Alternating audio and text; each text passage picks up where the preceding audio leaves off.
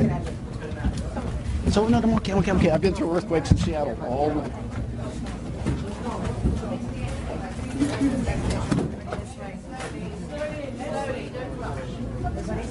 Calm down. I don't know. Calm down and don't worry. I'm so sorry.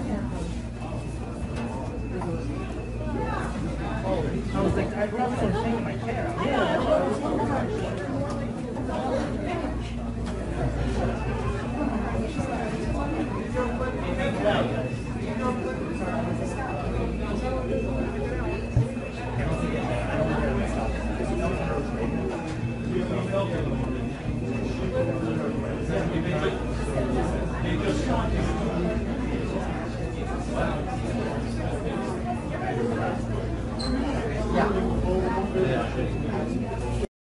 Joining us on the phone now is Mikio Kaiku. He is a professor of physics at City College of New York. Professor Kaiku, welcome to Bottom Line. Thanks for joining us today. Glad to be on the show. Professor, how rare is this for this part of the country? Well, it is rare. However, most of the damage, I think, was psychological rather than physical. I grew up in California, where earthquakes are part of the way of life, but it is rather unusual to have an earthquake of that severity in North America. We are in the middle of an earthquake zone, earthquake plate, so we don't expect to see major earthquakes in the Northeast, unlike the Pacific Ring of Fire, where we have Fukushima and the Great San Francisco earthquake taking place. But there are cracks in the North American plate. Like north of New York is the Ramapo Fault, right outside New York City. Professor, were you in your office or in the area when this struck? I was actually in the subway, but I immediately got a call from my wife who said that the lights were shaking in the house, and the networks have been calling me nonstop. Professor, the rarity of this happening in this instance, our Peter Cook, our chief Washington correspondent, was talking to me about that just a few moments ago. This doesn't happen, as you mentioned, in this area that often. But talk to me about the ramifications of this. Is this perhaps an indication of a more serious problem? Probably not. However, it is a wake-up call because we have to prepare for the 100-year storm, the 100-year earthquake, like a nuclear power plant. We simply don't brace nuclear power plants to handle the 100-year earthquake. Human memory, of course, is measured in years to decades, but Mother Nature's memory is measured in centuries, and that's why northern Japan got devastated, because they neglected the fact that 100-year earthquakes do take place. Professor, the size of this, magnitude 5.9, is that surprising?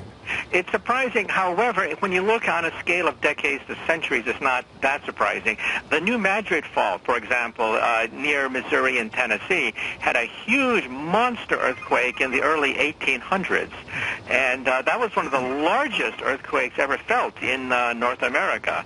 So we have to realize that Mother Nature, on a scale of centuries, will rock the boat, definitely. Dr. Kaiku, given the enormity of this, we are getting reports from as far south as Chapel Hill, North Carolina, also receiving reports from up in Canada, from Toronto, that this was felt there as well. Does the breadth of this surprise you? Not necessarily, because our instruments are so sensitive. We can pick up small little tremors halfway across the Earth, for example. So the fact that it is 5.9 means that damage is going to be minimal, except to the psyche and to our sense of well-being.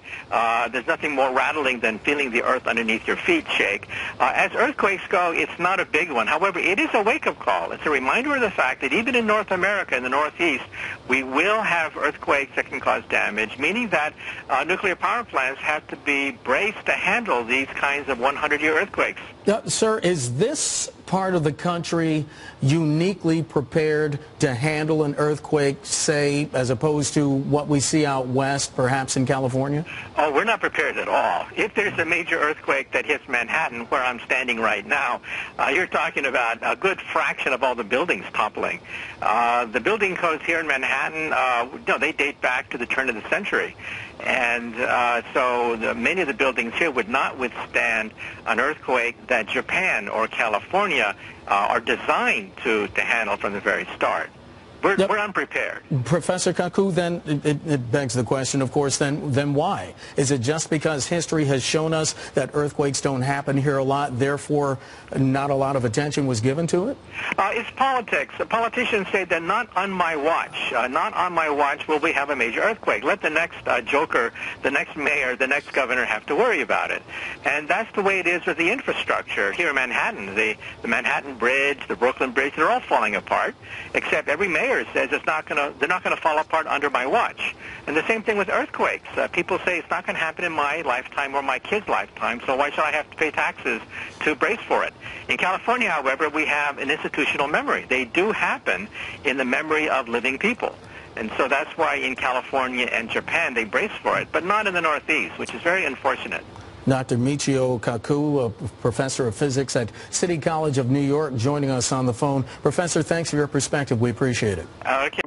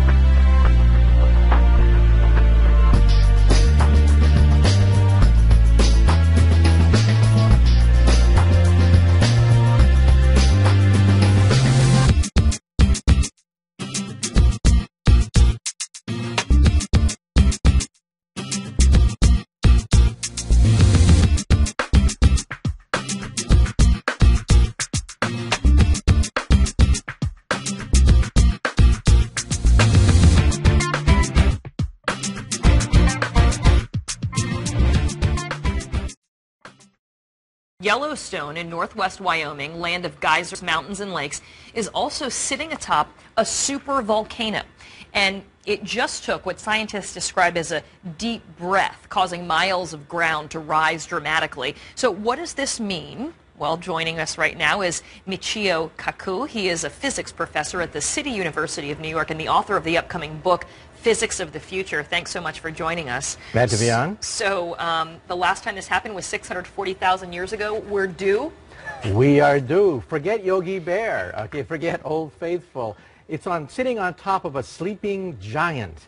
Now, if you're sleeping next to an 800-pound gorilla, you monitor every burp, every snore of this gigantic gorilla, because when it blows, it could destroy the United States as we know it. This is a pretty scary prospect. I want to just show people what we're talking about here when we talk about this super volcano, and we have a little thing to show you, a map with some of the details. So that's where it is. It's beneath Yellowstone. It's been there, as we know. I guess this has erupted 3 times in 2.1 million years.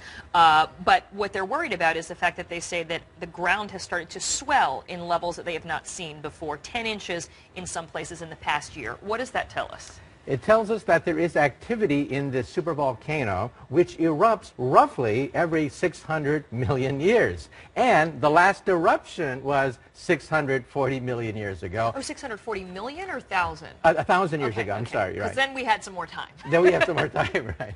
But that's what's making us very nervous, because the cycle time corresponds to the present-day era.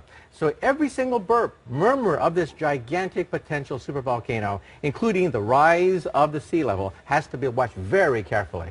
All right, so when we talk about this, and we have pictures of Mount St. Helen erupting back in 1980. Let's just show this right now. You say that an explosion with this supervolcano under Yellowstone, and there we're seeing the Mount St. Helens, would be 1,000 times bigger than this. What type of damage are we talking about here? We're talking about immediate damage out to 100 miles from the site. That is total devastation, basically wiping out everything in sight. However, the real damage goes out to 500 miles if you include volcanic ash, poisonous gases, death of wildlife and vegetation, and that's a ring about 1,000 miles across. That's the heartline of America. It would pretty much wipe out Earth as we know it?